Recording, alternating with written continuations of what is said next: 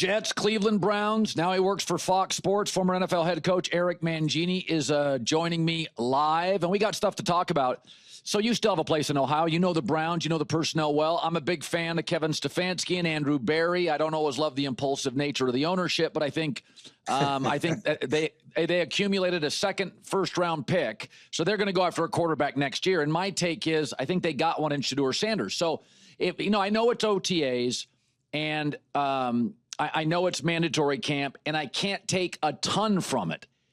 But when you look at Shedeur's numbers, he's duplicating what he did at college. Whenever a college quarterback, like when Tim Tebow ran around in college, you're like, what an athlete. He got to the NFL, and you're like, yeah, he's not an NFL athlete. Same with Johnny Manziel. Jaden Daniels ran in college. You watch him in the NFL, and you're like, oh, that translates. Shedeur's accuracy, 74% in college. He's now at 77% in camp. And you could say, well, it's just camp. Well, why are the other quarterbacks at 58% for the Browns? It means something, does it not? Yeah, it means a little something, but I wouldn't read too much into it. I feel like you might be a Browns beat writer, Colin, because this hype train in Cleveland is so ridiculous right now, and I get it. There is a desperation coming off of Deshaun Watson for some quarterback to emerge, for some hope to be there for the franchise. And they thought Shedeur could potentially be a high pick for him. And then they get him in the 5th round. So it exploded in Cleveland the second that he got here. And what Kevin Stefanski is trying to do is he's trying to tamper it down. He's trying to push it down. And you see all of his reps have been with the back end guys. He hasn't gotten any reps with the ones.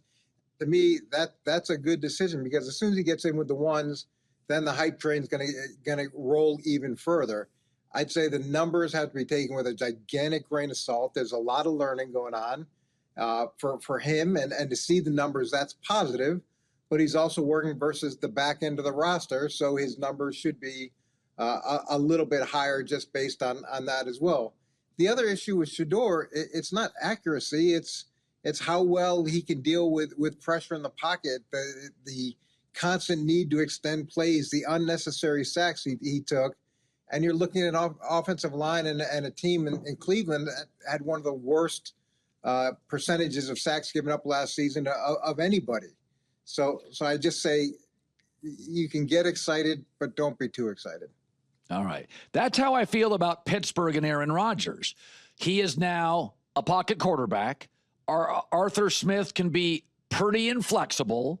They lost their left tackle, Najee Harris, and their top receiver. I don't have high hopes for it. I said 8 wins, 23 touchdowns, 11 picks. I think that's being, yesterday I went out and I looked at this. I took the 9 older quarterbacks past their prime that went to new teams. Brady, Manning, and Stafford won Super Bowls. They all won that Super Bowl with an offensive coach. Phillip Rivers, by the way, with Frank Reich, had a terrific 1 year in Indianapolis. If you remember that, he was like a 97 passer rating, 11 wins, went toe-to-toe with Josh Allen in Buffalo in the playoff game. The guys that don't work, the older quarterbacks, defensive coach, defensive culture, inexperienced coach. Because my takeaway, Eric, is as a quarterback gets older, he doesn't want to get hit. He's got to have the right left tackle. You can't just bulldoze through problems with your athletic ability. And I think Aaron's at a point now, he don't want to get hit. They don't have a strong left tackle. I don't think it's going to be a dynamic year for him. Thoughts from you? Yeah, it may not be a dynamic year, but can we give the Steelers credit? They had Justin Fields, Russell Wilson, and now Aaron Rodgers for 2 years, and it cost them only $20 million. That's unbelievable. And when you look at what happened last season with Justin and Russell, they weren't great, but they were a lot better than their last stop. They were a lot better than, Justin was a lot better than when he was in Chicago, and Russell was a lot better than when he was in Denver. So you would think that Aaron's going to come in and be better than he was in New York. And his numbers weren't terrible in New York. What do you have, 27 touchdowns and 11 picks? The picks were a little bit high, but you've got a chance. He gives you a chance, and that's really what this is about. There weren't great alternatives for Pittsburgh in the draft. There weren't great alternatives for Pittsburgh in free agency. So this is somewhat of a marriage of necessity and convenience that's inexpensive. And here's what I'll say about the offense and dealing with an older quarterback. I had Brett Favre in New York. And if you're going to make those guys work, you better do what they do well. So for Arthur Smith, you can be inflexible, but you're going to be inflexible to the detriment of your offense. Give Aaron whatever he needs to be successful. Understand you may not love it. It may not be what's your ideal. But if you're going to bring in a 41-year-old quarterback, do what he does well and do a lot of it. And you can readjust next season. But that gives you the best chance to make this work right now. So I like mystery with my true crime series. I like mystery on movies. I do not love mystery with quarterbacks. I didn't like when I didn't get footage of Jordan Love for 3 years. And everybody's telling me, oh, the practices at Minnesota with J.J. McCarthy. And my take is they flirted with Darnold, reportedly wanted to resign. They flirted with Daniel Jones. There's some that say they looked at Aaron Rodgers. It's just, I feel like there's a lot of flirting. Flirting leads to trouble in all aspects of life. What do you expect from J.J. McCarthy? I got one preseason game, vanilla defenses, backups, hurt, 2 surgeries. What are you expecting? Yeah, I'm a little bit like you, Colin. It's the old Mae West phrase, if you got to tell people you're a lady, then you're not.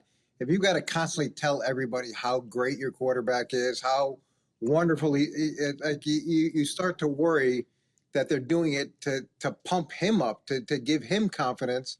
And I didn't love him coming out in the draft, and now we're a year removed. He's coming off of an injury. He has no experience. The good news is at least he's over a lot of the rookie things. He's got the background of the offense. He's been through a lot of the things that rookies go through that make it really challenging.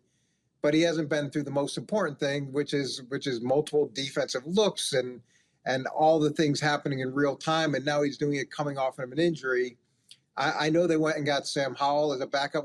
I could see this being a landing spot for Kirk Cousins at some point as an insurance policy if this doesn't work, because Atlanta, I think, is going to wants to move off from him, and he wants to move on. And he has a good relationship with that staff and that city. So yeah, they want to make this work. They've invested a lot in him. I don't know if they have a real conviction with it, or if they're just trying to build up everybody's confidence. Okay, finally, Caleb Williams. Ben Johnson's been outspoken. Ben said a couple of different times, we're not there yet. He's been tough on him at practice. My take at USC, Lincoln Riley didn't trust the O-line. Caleb's last year in USC, and he let Caleb do a lot more ad-libbing and running because he kind of felt guilty that he's going to be the number 1 pick. I'm not going to get this kid hurt and ruin his NFL prospects. So the last year at USC, it was a lot of hero ball. I think Caleb got into some bad habits. Eberflus staff didn't know how to corral him. I think he's got bad habits, but great talent. What do you expect Ben Johnson? Some of the comments are Ben's like, hey, we're not there. We're doing this wrong. And I understand it. His last year at USC was a little ad-libbed. And I think you get into bad habits that way. Yeah, you're absolutely right. What you saw with Caleb was a lot of the same things that you saw with Shedeur, where he's running around, he's extending plays. But with Caleb, you saw these wow plays time and time again when he was doing that, which excites you, and you saw the overwhelming talent. So then he gets into pro football. He's drafted where he's drafted. There's so much hype around him. He doesn't do anything to tamper down the hype. He if anything, continues to build the expectations. So now we're a year removed. Jaden Daniels ends up being the star of last year. And I'm sure this for Caleb now, there's probably a level of openness to coaching that maybe wasn't there when he first got into pro football, that maybe wasn't there when he was at USC, where he's thinking, okay, I know what's best. So now he's got an offensive coordinator and a head coach that can really help him take the next step, provided he's willing to listen very carefully, to do the things that they're asking him to do, to be patient with the things that they're asking him to do. And I think he should have as good a situation as you can have with the change in coaching staff, as long as he's open to holding up his end of the bargain. Yeah. Eric Mangini, undisclosed location. I can assure you, though, it's nice and semi-tropical. Great to see you, Colin. Great to see you.